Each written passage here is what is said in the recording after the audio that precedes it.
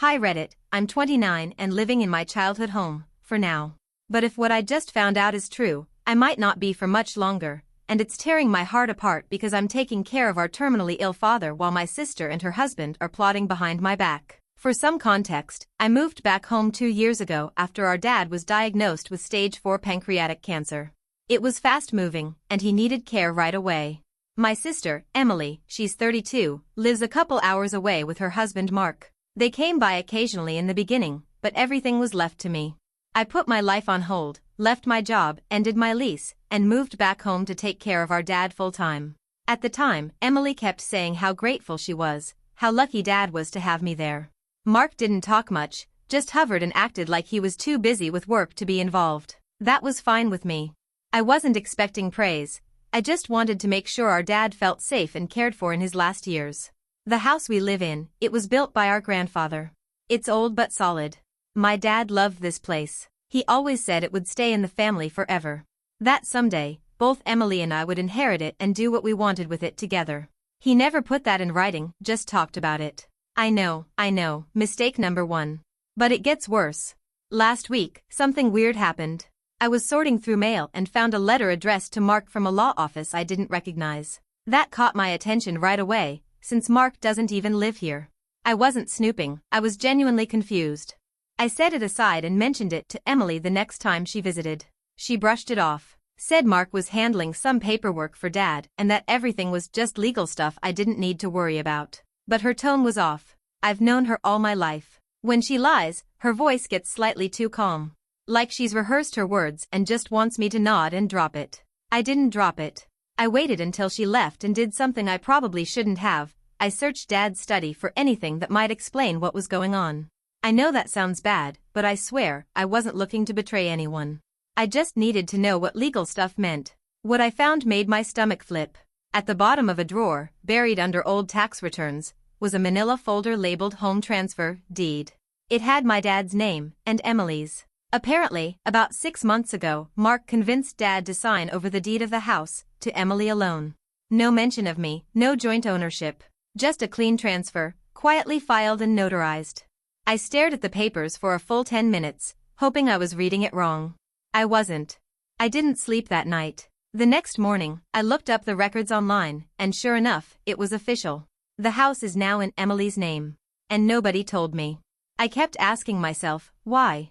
Why would they do this behind my back? Why not talk to me? Was Dad pressured into this? Was he even fully aware of what he was signing at the time? He's still lucid, but the chemo and medication mess with his memory sometimes. He's not as sharp as he used to be. If Mark or Emily presented it as just a formality, I could see Dad going along with it without understanding the full impact. And now I don't know what to do. This house was supposed to be ours. Ours. And while I've been here changing Dad's IVs, cooking his meals, and cleaning up after his treatments, they've been behind the scenes transferring property and hiding it from me. And I'm terrified that they're planning to kick me out the moment Dad passes. I didn't confront Emily right away. I wanted to. I had every cell in my body screaming to call her and demand an explanation, but something held me back. Maybe I was scared of what she'd say. Maybe I didn't want to hear her confirm what I already suspected. Maybe I was just trying to keep the peace while Dad was still breathing. So I kept quiet for a few days, trying to act normal, but everything felt off. I noticed things I hadn't before.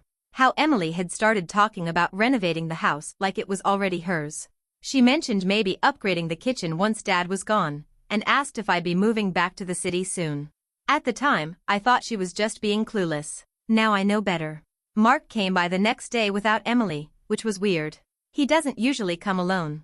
He brought groceries, tried to act casual, but there was something performative about it, like he wanted me to see him being helpful. After he left, I checked the grocery bags and realized half of it was stuff Dad can't even eat. Junk food, spicy chips, processed meat, none of it on the low-fat, high-protein diet his doctor gave us. It wasn't about Dad. It was for them. For when they take over. That night, I stayed up late again. I couldn't shake the paranoia. What if there was more I didn't know? I went back to that law office name from the envelope and did a little digging. Turns out, they specialize in estate planning and family transitions. Their website had this cheerful tagline about helping the next generation take the reins. Suddenly I felt sick. This wasn't some passive misunderstanding. This was a full-on handoff, and I hadn't even been invited to the table. Then yesterday, the other shoe dropped. Dad had a rough morning, nausea, confusion, and trouble standing. I called Emily and told her he needed to see a doctor. She said she'd be there soon. When she arrived, she didn't come inside right away. I watched from the window as she and Mark sat in their car for almost 20 minutes, just talking. She looked agitated, like she was trying to convince him of something. I opened the window just enough to hear bits and pieces. The one sentence I caught clearly?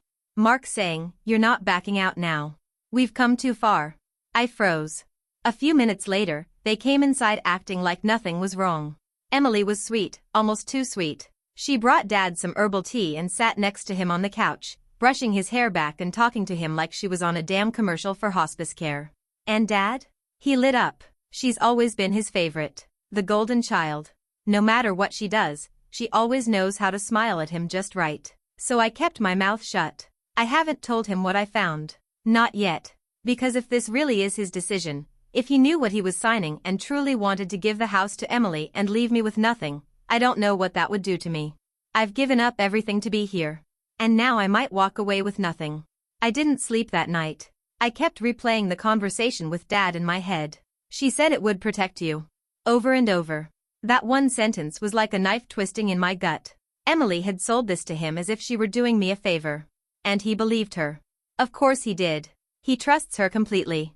The worst part? There was no malice in his voice. He wasn't hiding anything.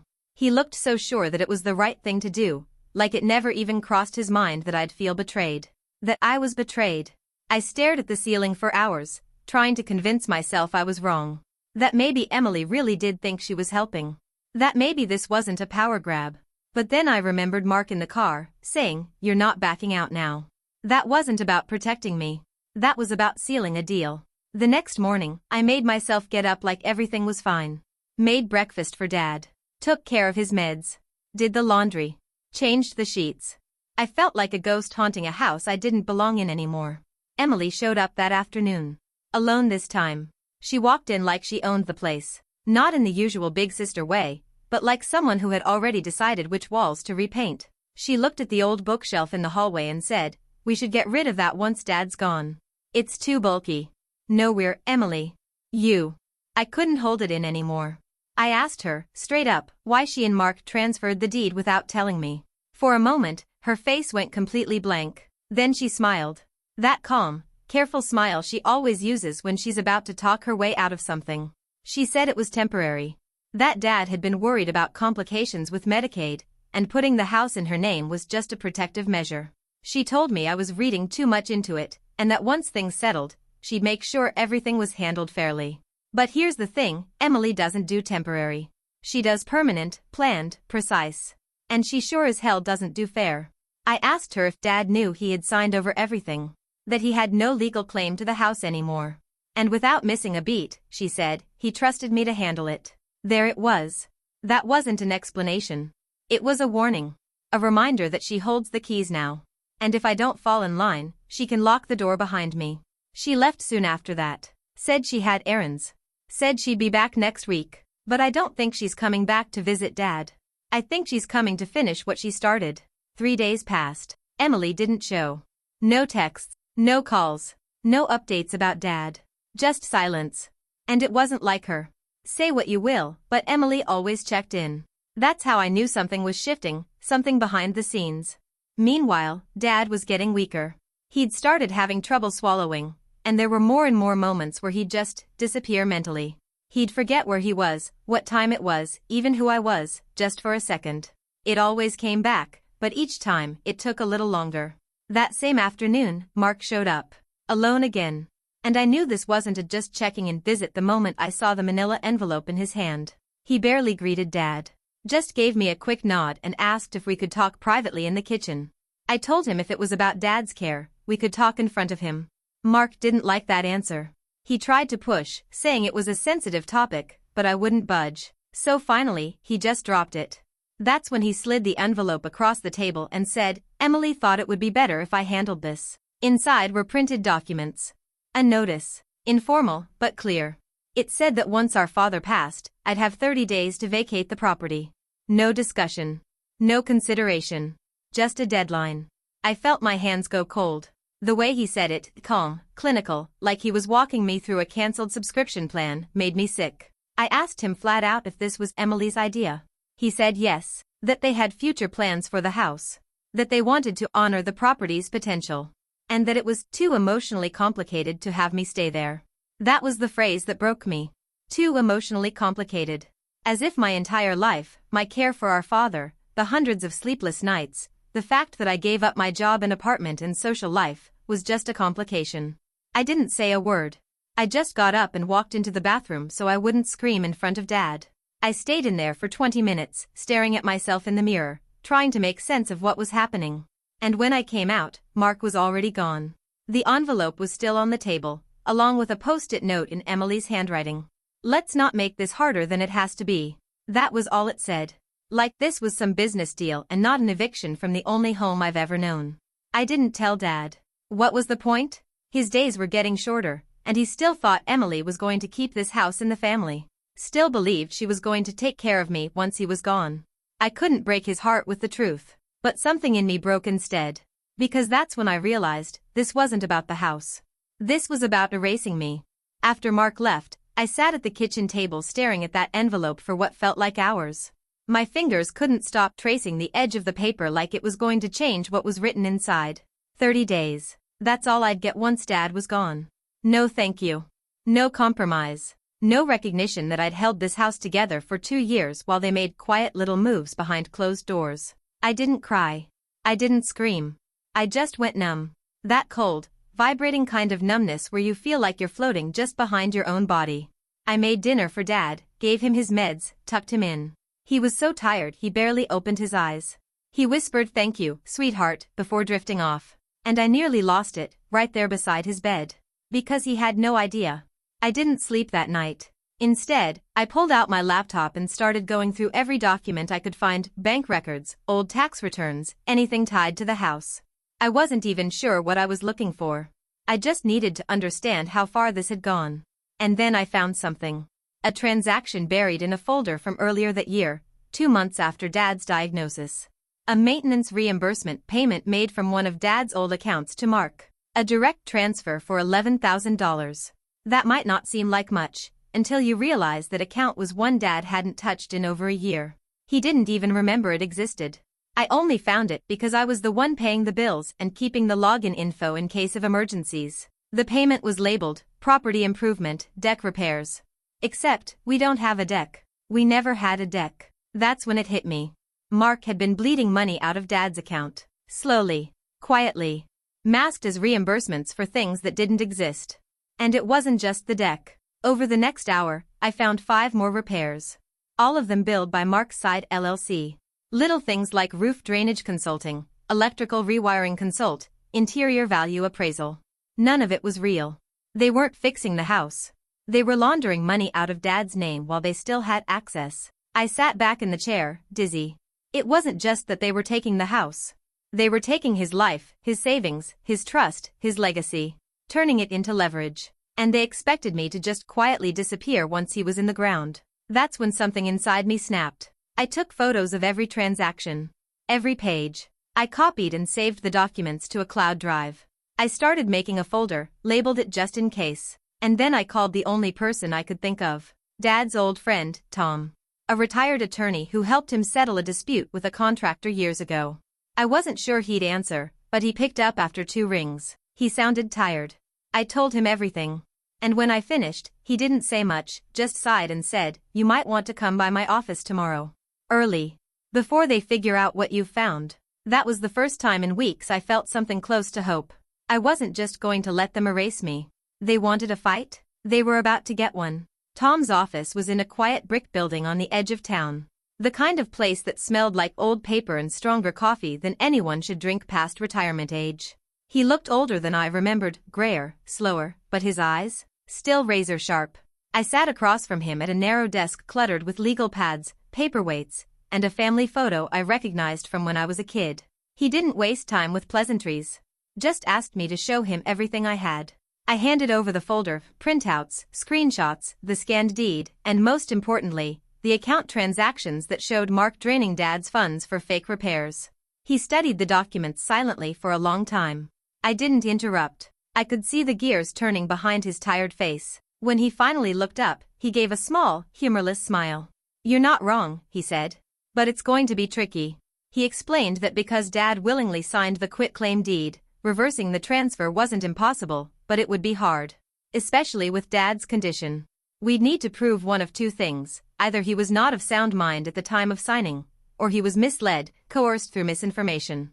Both were uphill battles. And to make it worse, if Emily claimed Dad was trying to preserve the house from potential medical liens by transferring ownership, it could look like he was just protecting the asset, which courts sometimes accept as a legitimate reason.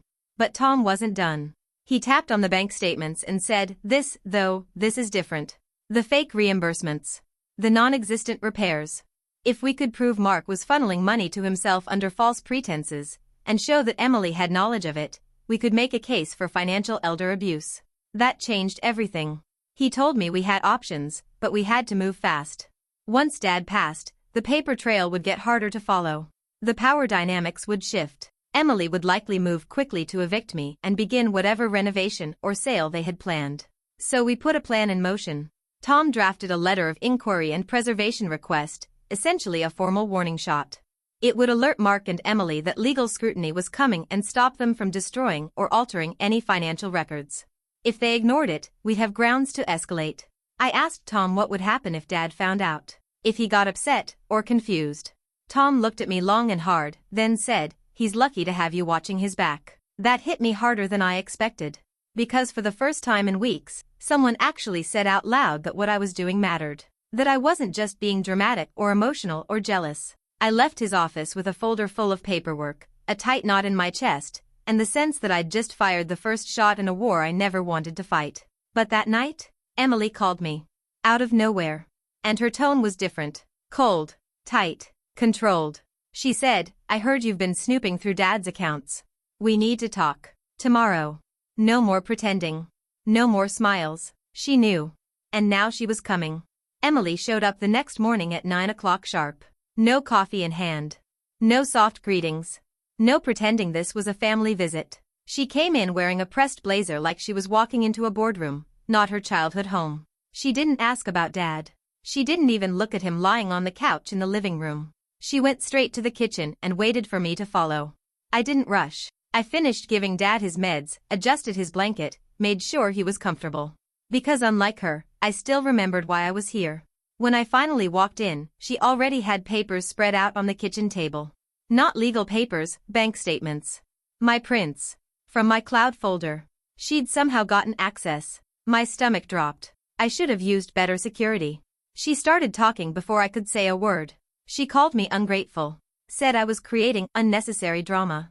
That I had no idea what I was doing, digging into finances, involving lawyers, snooping around like a jealous little spy.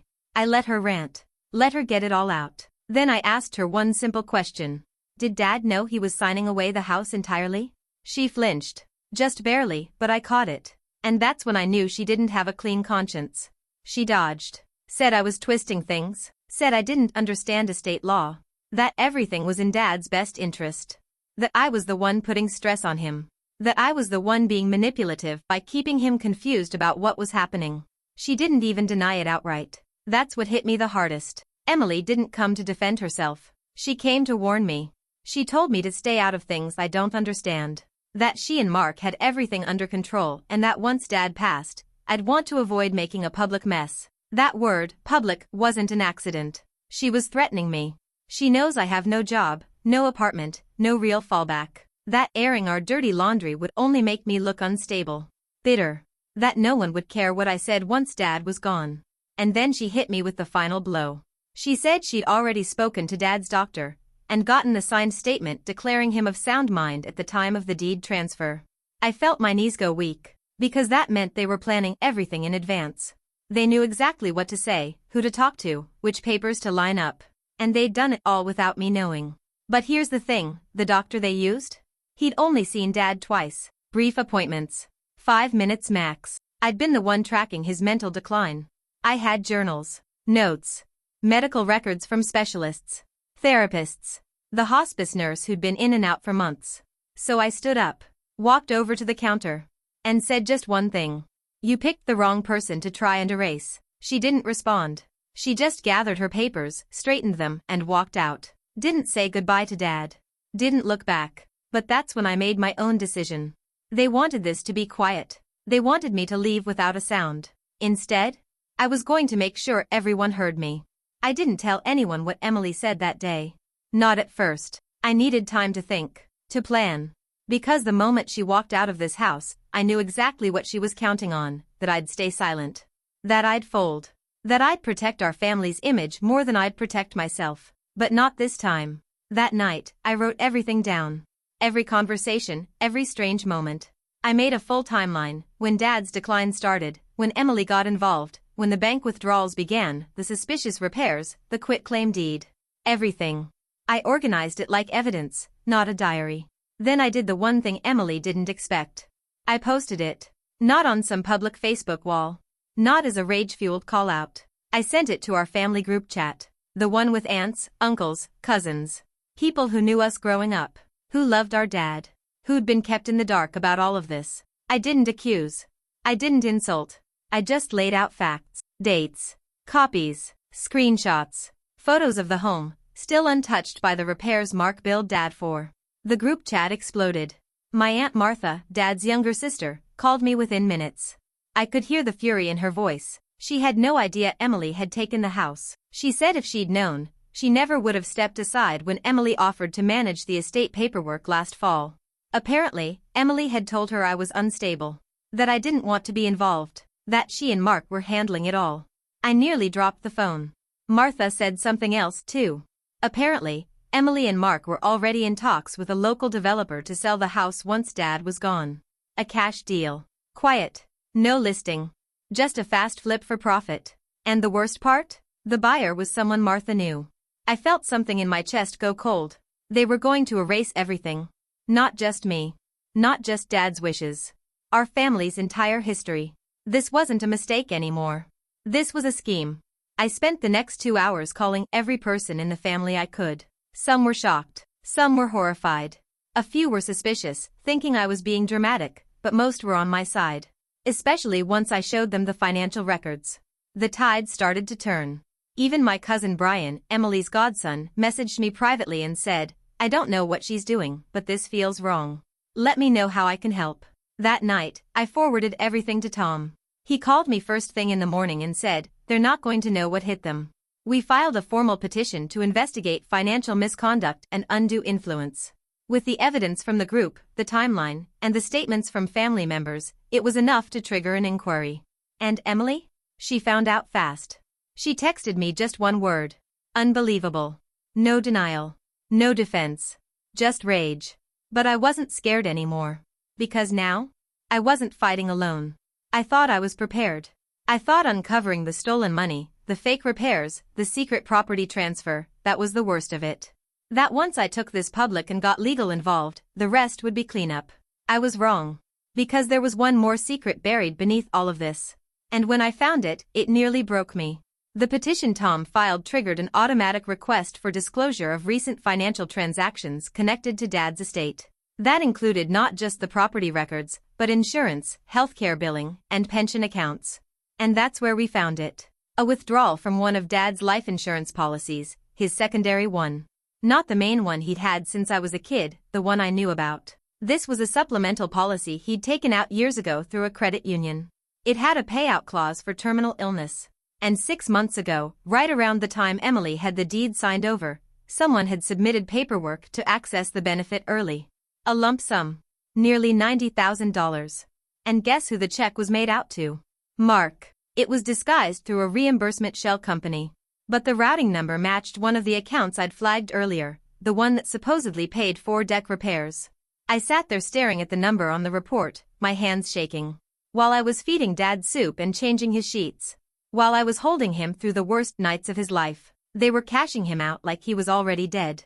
That was the moment it stopped being about me. This wasn't just about a house. Or money. Or control. This was theft. Exploitation. Cruelty. I gave Tom the new documents, and within hours, he added a formal allegation of financial elder abuse to the case. That changed the tone completely. Now we weren't just filing civil objections, we were talking potential criminal charges. By the end of the day, Emily and Mark had been served a cease and desist notice. All asset transfers were frozen. The house? It couldn't be sold. The funds? Locked. And just like that, the empire they built behind my back started crumbling. But here's the part one wasn't ready for.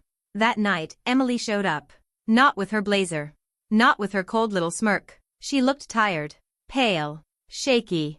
She didn't come inside. Just stood on the porch and asked if I could talk for a minute. And I almost said no. But something in her face told me this wasn't going to be the conversation I expected. I stepped outside. And that's when she whispered, "You don't know everything." I stared at her, confused. Ready for another lie. But then she said it. The truth I never saw coming. Dad asked me to do it. I stood frozen on the porch as Emily said it again, quieter this time. Dad asked me to do it. For a second, I didn't believe her.